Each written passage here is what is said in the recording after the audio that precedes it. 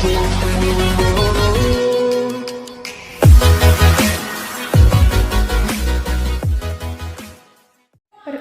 nama saya Nirmala Octalia Kusumawardhani.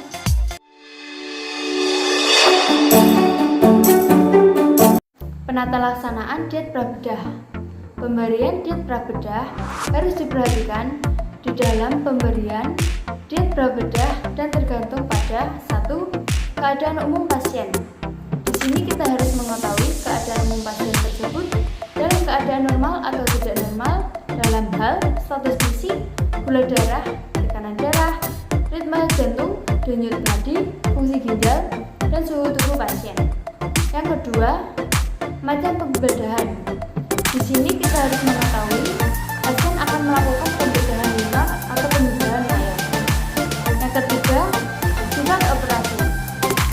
Di sini kita harus mengetahui pasien akan melakukan operasi segera atau operasi darurat atau operasi berencana efektif. Yang keempat, macam penyakit. Di sini kita harus mengetahui macam penyakit tersebut, seperti penyakit utama atau penyakit penyerta.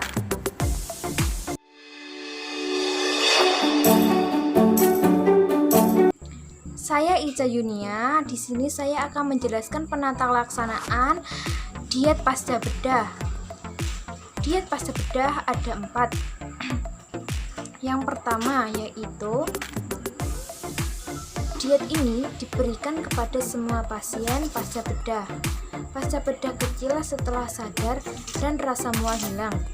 Cara memberikan makanan yaitu selama 6 jam sesudah operasi.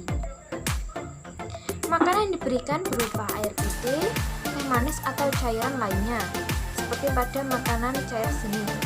Makanan ini diberikan dalam waktu sesingkat mungkin karena kurang dalam semua zat gizi. Selain itu diberikan makanan parenteral sesuai kebutuhan. Yang kedua, diberikan kepada pasien pasca bedah besar saluran cerna atau sebagai perpindahan dari diet pasca bedah 1. Cara memberikan makanan yaitu diberikan dalam bentuk cair kental berupa kaldu jernih, sirup, sari buah, susu, dan puding. Yang ketiga, diberikan kepada pasien pasca bedah besar saluran cerna atau sebagai perpindahan dari DPP 2. Makanan yang diberikan berupa makanan saring ditambah susu dan biskuit. Makanan yang tidak dianjurkan untuk DPP 3 adalah makanan dengan bumbu tajam dan minuman yang mengandung karbon dioksida. Yang keempat, diberikan kepada pasien pasca bedah kecil setelah diet pasca bedah 1 dan pada pasien pasca bedah besar setelah diet pasca bedah 3. Makanan yang diberikan berupa makanan lunak yang dibagi dalam 3 kali makanan yang lengkap atau pokok dan 1 kali makanan selingan. Makanan yang dihindari disesuaikan dengan kondisi pasien. Misalnya pada pasien di darah tinggi, mengurangi konsumsi garam dan kolesterol. Pada pasien kencing manis, mengurangi konsumsi gula, dan pasien yang alergi terhadap makanan tertentu seperti telur, ikan, asin, kacang harus dihindari.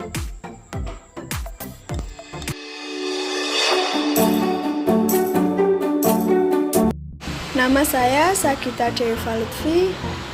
Tujuan diet prabedah untuk mengusahakan agar status gizi pasien dalam keadaan optimal pada saat pembedahan, sehingga tersedia cadangan untuk mengatasi stres dan penyembuhan luka. Pasca bedah untuk mengupayakan agar status gizi pasien segera kembali normal untuk mempercepat proses penyembuhan dan meningkatkan daya tubuh pasien.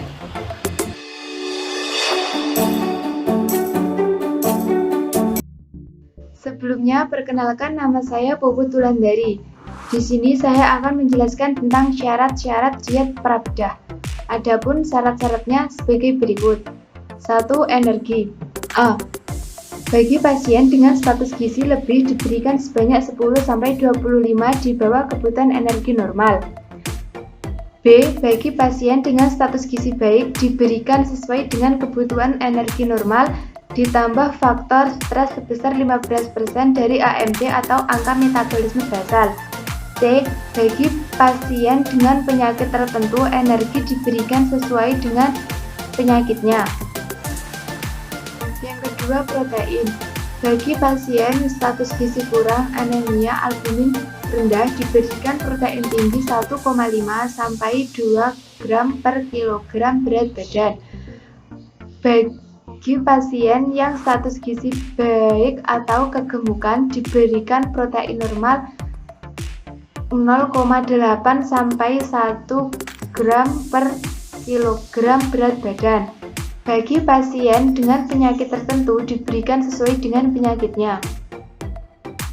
Yang ketiga, lemak cukup, yaitu 15-25 dari kebutuhan energi total. Bagi pasien dengan penyakit tertentu diberikan sesuai dengan penyakitnya. Yang keempat, karbohidrat cukup, sebagai sisa dari kebutuhan energi total untuk menghindari hipermetabolisme. Bagi pasien dengan penyakit tertentu, karbohidrat diberikan sesuai dengan penyakitnya. Yang kelima, vitamin cukup, terutama vitamin B, C, dan K. Bila perlu ditambahkan dalam bentuk suplemen. Yang keenam, mineral cukup, bila perlu ditambahkan dalam bentuk suplemen. Yang ketujuh, rendah sisa agar mudah dilakukan pembersihan saluran cerna atau kisma sehingga tidak mengganggu proses pembedahan atau tidak buang air besar atau kecil di meja operasi. Saya Melinda Tania Francisca. Pasca bedah, diet yang disarankan adalah yang pertama, mengandung cukup energi, protein, lemak, dan zat gizi. Kedua, bentuk makanan yang disesuaikan dengan kemampuan penderita. 3. Menghindari makanan yang merangsang pedas, asam, dan lain-lain. Keempat, suhu makanan lebih baik di suhu yang dingin. Yang kelima, pembagian porsi makanan sehari diberikan sesuai dengan kemampuan dan kebiasaan makan para penderita. Ketujuh, syarat diet pasca operasi adalah memberikan makanan secara bertahap, mulai dari bentuk cair, saring, lunak, dan biasa. Pemberian makanan dari tahap ke tahap tergantung pada macam pembedahan dan keadaan pasien. Seperti pasca bedah kecil, makanan diusahakan secepat mungkin kembali seperti biasa atau seperti semula atau normal.